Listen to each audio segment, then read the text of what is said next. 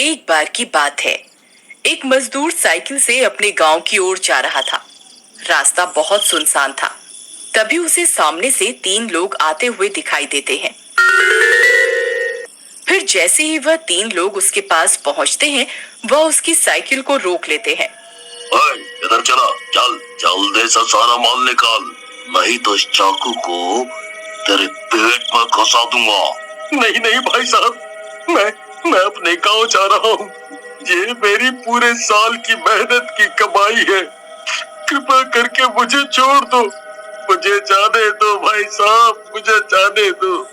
लेकिन वे तीनों बदमाश उसे पकड़ लेते हैं और उसके पैसे छीनने लगते हैं। लेकिन मोती के विरोध करने पर कालू उसे चाकू मार देता है और मोती वहीं बेहोश हो जाता है। उसी समय पुलिस भी वहां पहुंच जाती है और उन तीनों को पकड़ लेती है। तुम ये सब क्या कर रहे हो? हाँ, ये क्या किया? तुमने क्या किया इसके साथ? हाँ?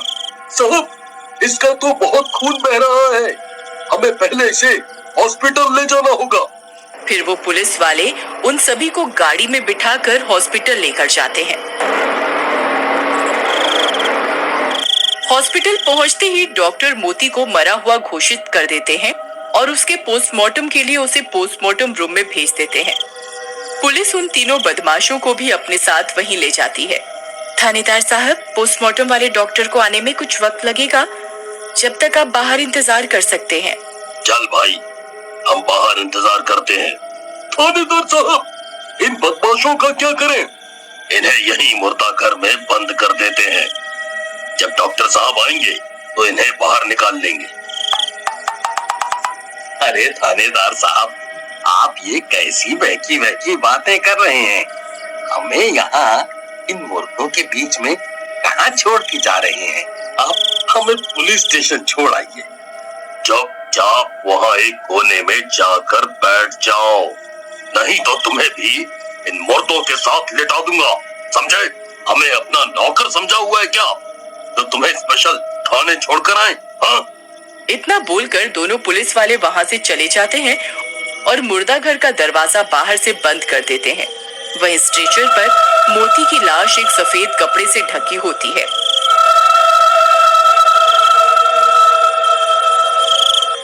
वहां और भी लाशें पड़ी होती हैं। उन सबको देखकर उन तीनों की हालत खराब हो जाती है। आए सरदार, चलो उस कोने में बैठ जाते हैं। आए? फिर वे तीनों एक कोने में जाकर बैठ जाते हैं। तभी मोती का एक हाथ हिलता है। अरे मर गए रे! अरे सरदार, आपने वो देखा? अभी इसने अपना एक हाथ हिलाया था। चुप कर, लगता है तेरा दिमाग खराब हो गया है, तूने कुछ ज्यादा ही पी ली है। तभी मोती की लाश उठकर बैठ जाती है।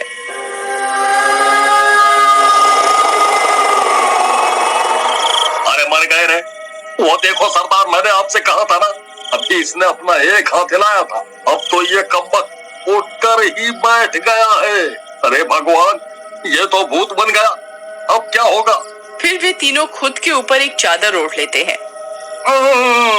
आल तू जलाल तू आई बला को टाल तू, आल तू जलाल तू आई बला को टाल तू। अरे भूत जी, मुझसे गलती हो गई, मुझे माफ कर दो। मैंने आपको नहीं मारा, आपको चाकू तो इस कमबख्त कालू ने मारा था। आप इसकी जान ले लो, मुझे और हरिया को यहाँ से जाने दो। सालों, तुम्हारा नाश मिटे, इसे लूटने का प्लान तो तुम दोनों का ही था। अब मुझे अकेले को क्यों फंसा रहे हो? भूत जी, ये दोनों भी मेरे साथ ही थे। जितना दोष मेरा है उतना ही इन दोनों का भी है। अरे लल्लन भाई, जरा चादर उठाकर बाहर तो देख, वो भूत कहाँ है?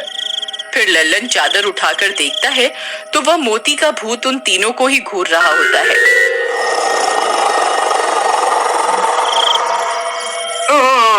अरे मर गए रे हरिया भाई, ये नाश मिटा तो हमारी तरफ ही आ रहा है। अरे मम्मी बचा लो, आपकी कसम, जिंदगी में कभी लूट पाट नहीं करूंगा। अरे मर गए रे, हाय रे, हाय रे।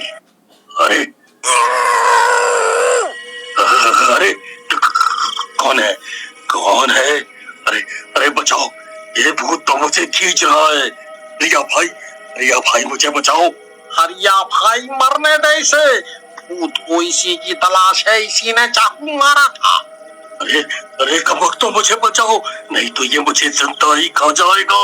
अरे अरे बचाओ, अरे अरे मर गया। अरे अरे कोई कोई मुझे बचाओ, कोई मुझे बचाओ। ये भूत तो मेरी गर्दन अलग करना चाहता है। अरे अरे मर गया। अरे लल्लन और हरिया चादर में छिपे रहते हैं, कालू की चीखें सुनते रहते हैं। डर के मारे उनकी हालत खराब हो जाती है।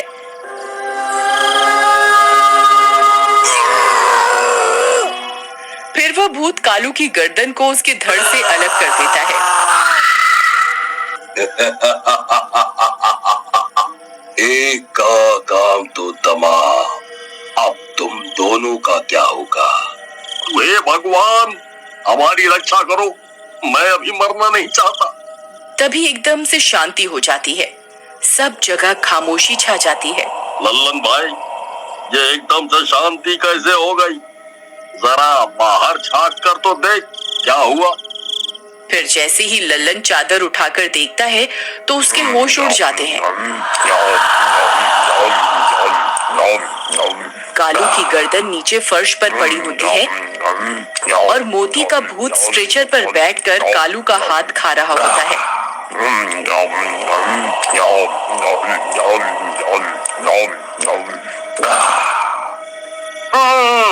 हाय रे हरिया भाई, बाहर का मंजर तो बहुत खौफनाक है भाई। इसने तो उसका सब धड़ से अलग कर दिया भाई।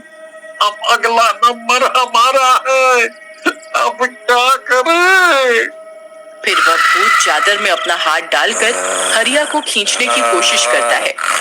तभी हरिया उस भूत से चुराया हुआ पर्स निकालता है।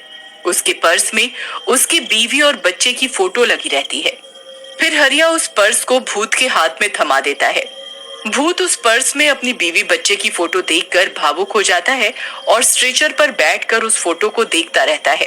अरे लल्लन भाई, बाहर इतनी शांति कैसे हो गई? जरा चादर उठा कर तो देख क्या माजरा है। उधर लल्लन चादर उठाकर बाहर देखता है तो उसे भूत रोता हुआ दिखाई देता है। हरिया भाई, ये भूत तो अपने बीवी बच्चे की फोटो देखकर रो रहा है भाई। हमसे अनजाने में कहीं बहुत बड़ी भूल तो नहीं हो गई भाई? तुम सही कहते हो भाई, हमने कुछ पैसे के लालच में आकर इसके बच्चे को अनाथ बना दिया और बीवी को विधवा कर दिया। अब इसकी मौत की खबर सुनकर इसके परिवार वालों पर क्या बीतेगी भाई। हमें जीने का कोई अधिकार नहीं। चलो हम बाहर जाकर खुद को इसे सौंप देते हैं। फिर वे दोनों चादर से बाहर निकलकर जाते हैं और भूत के आगे हाथ जोड़कर बैठ जाते हैं। भूत जी, हमसे बहुत बड़ी गलती हो गई। हमने कुछ पैसों के लालच में आपको आपके परिवार से अलग कर दिया। हमें जीने का कोई अधिकार नहीं है। आप हमारी जान ले लो। फिर वह भूत उनकी तरफ देखता है लेकिन उन्हें कुछ नहीं कहता और वापस मोती की लाश के अंदर चला जाता है। तभी मुर्दा घर का दरवाजा खुलता है और पुलिस वाले डॉक्टर के साथ वहां आ जाते हैं। कालू की गर्दन अभी भी जमीन पर पड़ी होती है। वह सब देखकर चौंक जाते हैं। अरे ये किसने किया? लगता है तुम दोनों ने मिलकर इसे मार डाला ताकि पैसों के 3 हिस्से न करने पड़े। तुम दोनों आपस में ही सारा पैसा बांटना चाहते हो, क्यों? फिर वे दोनों पुलिस वाले से भी अपने किए की माफी मांगते हैं। थानेदार साहब, हमें सारे गुनाह कबूल हैं। हम इसकी सजा भी भुगतने को तैयार हैं। हम दोनों अपनी कमाई हुई सारी संपत्ति इसके बीवी बच्चों को देना चाहते हैं, क्योंकि इसके मरने के बाद इसके बीवी और बच्चों का कोई नहीं है। कृपा करके हमारा ये काम करवा दीजिए।